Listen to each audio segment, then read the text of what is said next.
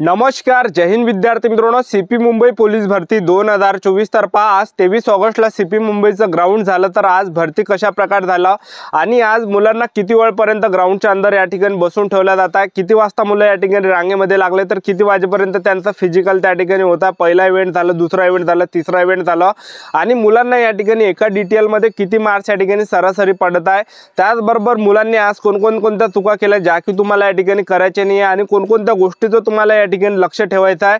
तर आज सीपी मुंबईचं ग्राउंड कशा प्रकारे झालं 23 ऑगस्टला सुरुवातपासून शेवटपर्यंत काय काय प्रोसेस आहे आणि तुम्हाला या ठिकाणी किती वाजता रांगेमध्ये लागावं लागणार आहे, किती वाजता जर तुम्ही रांगेमध्ये लागले तर किती वाजेपर्यंत तुमचं या ठिकाणी ग्राउंड होणार आहे, त्याचबरोबर भरतीची प्रोसेस अंदर किती वेळपर्यंत मुलांना या ठिकाणी बसून ठेवलं जात आहे, तर संपूर्ण माहिती तुम्हाला आजच्या व्हिडिओच्या माध्यमातून सांगणार आहे की 23 ऑगस्टला सीपी मुंबई पोलीस भरती कशा प्रकारे झालं। तर आजचा व्हिडिओ खूप महत्त्वाचा होणार आहे, व्हिडिओ शेवटपर्यंत बघा आणि व्हिडिओला आताच लाईक करा। नमस्कार विद्यार्थी मित्रांनो, माझी नोकरी कॉर्नर यूट्यूब चॅनलवर मी गोपाल अनखळे तुमचं सर्वांचं सहर्ष स्वागत करतो।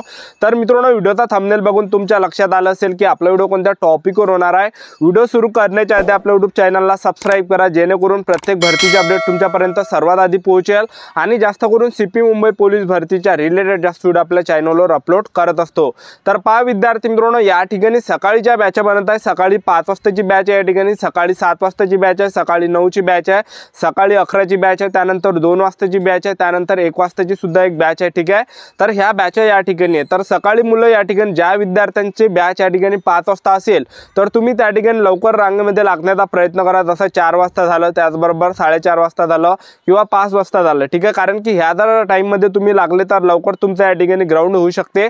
पण कोणत्याही विद्यार्थ्यांना त्या ठिकाणी सरासरी ज्या विद्यार्थी मित्रांनो 6 घंटे थांबून राहावं लागत आहे आणि जास्त काही विद्यार्थ्यांना 8-8 घंटे सुद्धा ग्राउंडच्या अंदर बसून ठेवलं जात आहे। ठीक आहे, तर जास्त वेळपर्यंत ग्राउंडच्या अंदर बसून ठेवलं जात आहे। तर बसू काय होते विद्यार्थी मित्रांनो, उठ बस यामध्ये काय होते की आपलीच एनर्जी यामध्ये वेस्ट होते आणि भरपूर मुलं काय करते उपाशी तापाशी सकाळीच त्या ठिकाणी ग्राउंडमध्ये लागून जाते आणि सोबत काही जेवणाचं वगैरे काही नेत नाही त्या ठिकाणी। ठीक आहे, तर तुम्ही फळ वगैरे जे ग्राउंडच्या अंदर न्या, ज्यांचं सुद्धा येणाऱ्या दिवसामध्ये ग्राउंड असेल तर फळ वगैरे न्या, सफरचंद झालं, केळं वगैरे झालं, कारण की ग्राउंडच्या अंदर जास्त वेळपर्यंत बसून ठेवला जात आहे। तर बसू एनर्जी लो होते त्या ठिकाणी। तर फळ वगैरे जर खासान तर तेवढीच एनर्जी शरीरामध्ये बरकरार राहणार आहे, कारण की आपल्याला 1600 मीटर रनिंग मार लागते, गोळा फेका लागते, 100 मीटर रनिंग मार लागते, सर्व ताकदचं काम त्या ठिकाणी लागते। ठीक आहे, तर ह्या गोष्टीचं तुम्ही लक्ष ठेवायचं तुम्हाला या ठिकाणी।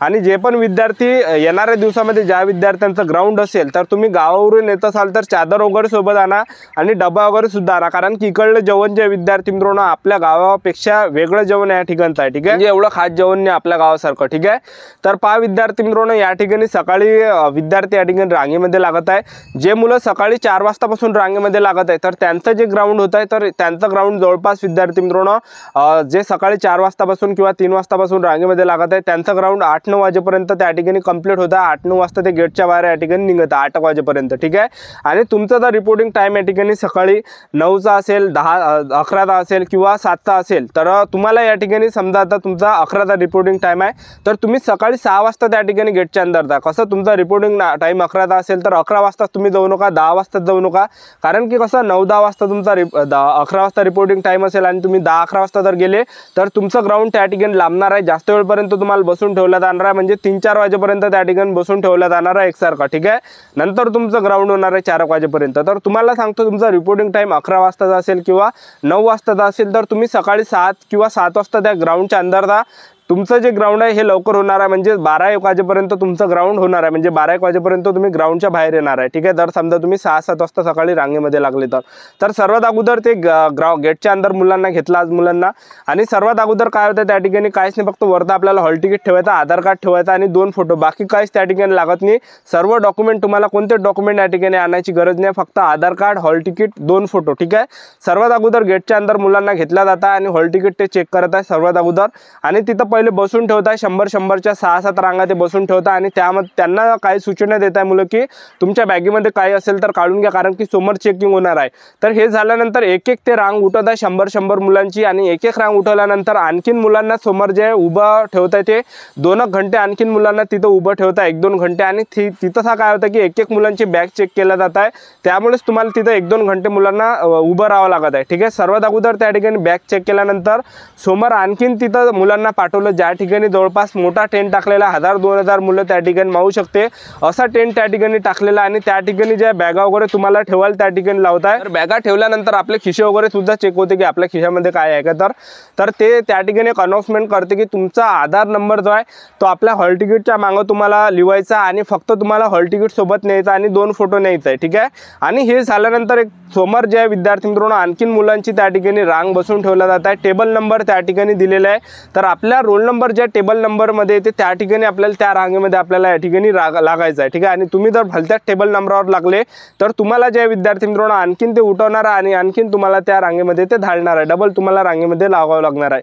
तर तिथल्या पोलिसांना किंवा पोलिसांना तुम्ही विचारा की माझा टेबल नंबर या ठिकाणी रोल नंबर कोणत्या टेबल नंबरवर येते, तर त्याच बरोबर टेबल नंबरवर तुम्ही रांगेमध्ये लागा, ठीक आहे। तर सर्वात अगोदर टेबल नंबर त्या ठिकाणी विद्यार्थ्यांना त्या ठिकाणी रांगेमध्ये लागत आहे, ठीक आहे। 2 घंटे तिथं सुद्धा बसून ठेवल्या जातात मुलांना। 2 घंटे झाल्यानंतर तिथून आपला नंबर आल्यावर आपल्या हॉल तिकीटवर शिक्का वगैरे देता, आपला फोटो त्या ठिकाणी एक लागत आहे आणि सिग्नेचर आपली त्या ठिकाणी घेता आणि हे झाल्यानंतर हाईटसाठी ते पुढं पाठवता। हाईटसाठी तिथं सुद्धा मुलांना 1-2 घंटे मुलांना बसून ठेवल्या जातात, 1 घंटा बसून ठेवतात तिथं, ठीक आहे। आणि हाईट मोजायच्या वेळेस त्या ठिकाणी आपला शर्ट आणि आपला बूट वगैरे त्या ठिकाणी मुलांना काढायला लावता आणि हे झाल्यानंतर त्या ठिकाणी आपली हाईट होतं। तर हाईटमध्ये भरपूर मुलं बाहेर होत आहे, त्याचबरोबर छातीमध्ये सुद्धा भरपूर मुलं या ठिकाणी बाहेर होत आहे। तर तुम्हाला त्या ठिकाणी सरळ उभं राहायचं आहे। तुम्ही जर त्या ठिकाणी गलती करसाल तर तुम्हीच विद्यार्थी मित्रांनो त्या ठिकाणी प्रॉब्लेममध्ये येणार आहे, ठीक आहे। तर ते पोलिस जसे सांगते तुम्हाला तसं त्यांच्या मतानं तुम्ही ऐका, बरोबर सरळ त्या ठिकाणी रांगेमध्ये लागा। असं उच्ची वगैरे करण्याचा त्या ठिकाणी जास्त प्रयत्न करू नका, जास्त जर तुम्ही ठेंगणे असाल तर, ठीक आहे। तर 165 सेंटीमीटर त्या ठिकाणी हाईट घेता, 165 सेंटीमीटरपेक्षा कमी असेल तर बाहेर मुलं होता अपात्र होत आहे, ठीक आहे। तर हाईट घेतल्यानंतर तिथंच ज्या विद्यार्थी मित्रांनो ते छाती घेता, वेगळा स्टेप आहे त्यांच्याजवळ आणि ते झाल्यानंतर आपल्याला त्या मशीनमध्ये दाखवते की आपली हाईट किती आहे, आपलं वजन किती आहे, आपली उंची किती आहे, ठीक आहे। त्याचबरोबर आपली छाती किती आहे, आपलं वजन किती आहे ते सर्व त्या मशीनमध्ये दाखवते। पिवळ्या कलरचं ते आहे आणि त्यामध्ये दाखवते की आपल्याला एवढं हाईट वगैरे आहे, ठीक आहे। आणि हे झाल्यानंतर आपला त्या ठिकाणी एक फोटो काढला जात आहे। फोटो काढल्यानंतर आपल्याला दुसऱ्या रांगेमध्ये ते पाठवते। जवळपास 1000 मुलांची रांग आहे, 100 मुलांच्या रांगेमध्ये 50 मुलांच्या रांगेमध्ये आपल्याला त्या ठिकाणी लागायचं आणि तिथं सुद्धा 2 घंटे मुलांना बसून ठेवलं जात आहे। त्या ठिकाणी ज्या विद्यार्थी मित्रांनो चेस्ट नंबर त्या ठिकाणी दिला जात आहे, ठीक आहे। तर चेस्ट नंबरसाठी सुद्धा त्या ठिकाणी 2 घंटे मुलांना बसून ठेवलं जातं आणि त्या ठिकाणी चेस्ट नंबर देत आहे। त्याचबरोबर चेस्ट नंबर दिल्यानंतर जे पायाच्या 2 चिपा आहेत त्या सुद्धा मुलांना दिल्या जात आहे। पायाच्या चिपा झाल्यानंतर त्या ठिकाणी हॉल तिकीट व्हेरिफिकेशन आपली होत आहे। तर हॉल तिकीट व्हेरिफिकेशनला जास्त टाइम लागत नाही, 2 मिनिटात हॉल तिकीट व्हेरिफिकेशन होते आणि जे आपल्या पायातल्या 2 चिपा आहेत ते सुद्धा ते स्कॅन करत आहे। ते स्कॅन केल्यानंतर आपला त्या ठिकाणी एक फोटो घेत आहे, ठीक आहे। फोटो घेतल्यानंतर आपला थंब वगैरे त्या ठिकाणी घेत आहे, थंब वगैरे घेतल्यानंतर आपली सिग्नेचर घेत आहे। सिग्नेचर घेतल्यानंतर त्या ठिकाणी समोर आपल्याला पाठवते एका डिटेलमध्ये आणि त्या ठिकाणी माईकवर आपलं नाव आपल्याला चेक करायचं। आपलं नाव जर त्या माईकमध्ये आलं तर त्या डिटेलमध्ये आपल्याला रांगेमध्ये लागायचं आहे। तर 50 मुलांची डिटेल त्या ठिकाणी बनत आहे, 50 मुलं ते एक पोलीसवाला त्या ठिकाणी नेत आहे। तर सर्वात पहिला जो इव्हेंट त्या ठिकाणी म्हणजे प्रत्येक मुलांना 6-6 घंटे त्या ठिकाणी बसून राहावं लागत आहे, ठीक आहे। तर पहिला जो इव्हेंट त्या ठिकाणी होत आहे तर तो होता 100 मीटर। तर 100 मीटरला जे 4-4 मुलं ते सोडत आहे आणि 100 मीटर झाल्यानंतर 5-10 मिनिटाचा तुम्हाला ब्रेक भेटते आणि लगेच 1600 मीटर रनिंग आज झाली आणि 1600 मीटर रनिंगला 150 मुलं ते सोडत आहे आणि तुम्हाला 2-2 मुलं ते सोडत आहे 1600 मीटर रनिंगसाठी। तर 1600 मीटर रनिंग मारायच्या वेळेस तुम्हाला कोणकोणत्या चुकांनी करायच्या आहे, तर भरपूर मुले ट्रॅकच्या बाहेरून धावत आहेत। तर ट्रॅकच्या बाहेरून धावू नका, तुम्ही जेवढा ट्रॅकच्या अंदरून धावण्याचा प्रयत्न करत असाल तर तेवढा प्रयत्न करा। जेवढा तुम्ही ट्रॅकच्या अंदरून धावसाल तेवढा तुमचा या ठिकाणी जे विद्यार्थी मित्रांनो अंतर कमी होणार आहे आणि तुम्हाला त्या ठिकाणी जास्त मार्क्स पडणार आहे आणि टायमिंग सुद्धा तुमचा कमी येणार आहे, ठीक आहे। तर ट्रॅकच्या अंदरून धावा तुम्ही या ठिकाणी काटाकाटानं, ठीक आहे। तर 1600 मीटर रनिंग झाल्यानंतर लगेच त्या ठिकाणी गोळा फेकवत आहे। गोळा फेकला 3 चान्स आहे। 1600 मीटर रनिंग झाल्यानंतर 5-10 मिनिटाचा ब्रेक भेटते गोळा फेकसाठी, ठीक आहे। तर गोळा फेकाच्या वेळेस तुम्हाला चुका कोणत्या करायच्या आहे, तुमचा जसा ग्राउंड झाला तर तुम्हाला गोळा सगळ्यात शेवट फेकायचा आहे, नाहीतर तुम्ही पहिलाच नंबर त्या ठिकाणी गोळा फेकाच्या वेळेस लावसाल तर तुमची शरीरामध्ये त्या ठिकाणी काहीच ताकद राहत नाही, एक लक्षात ठेवा, ठीक आहे। तर ह्या चुका करू नका। सर्वात अगोदर मुलांना गोळा फेकू द्या आणि सर्वात लास्ट तुम्ही गोळा फेका, कारण की तेवढं आपल्या बॉडीला रिलॅक्स भेटते, कारण की भरपूर मुलं त्या ठिकाणी थकत आहे। 1600 मीटर रनिंग झाल्यावर झोपतच आहे डायरेक्ट तिथं मुलं गवतावर, ठीक आहे। हिरव्या कलरचं गवत आहे त्या ठिकाणी।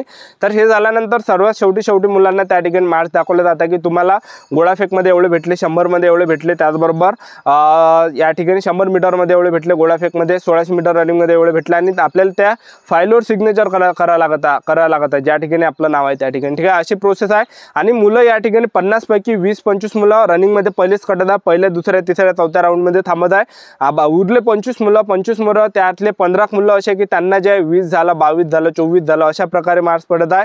आणि बाकीचे जे उरले विद्यार्थी 10-15 जे 10 विद्यार्थी तर त्यांना मार्क्स पडत आहे 32, 34, 36 अशा प्रकारे। आणि बाकीचे 4-5 मुलं आहेत त्यांना झालं 41, 43, 44 अशा प्रकारे मार्क्स पडत आहे। तर जास्त मुलांना मार्क्स या ठिकाणी पडत नाही। तर अशा प्रकारे ज्या विद्यार्थी मित्रांनो 23 ऑगस्टला सीपी मुंबईचा ग्राउंड झाला, ही होती संपूर्ण महत्त्वाची माहिती। आपल्या YouTube चॅनल सबस्क्राइब करून ठेवा, वेळोवेळी अपडेट तुम्हाला सीपी मुंबई पोलीस भरतीबद्दल देत राहणार। आजच्यासाठी इथंच थांबतो, भेटूया नेक्स्ट व्हिडिओमध्ये। जय हिंद, जय भारत।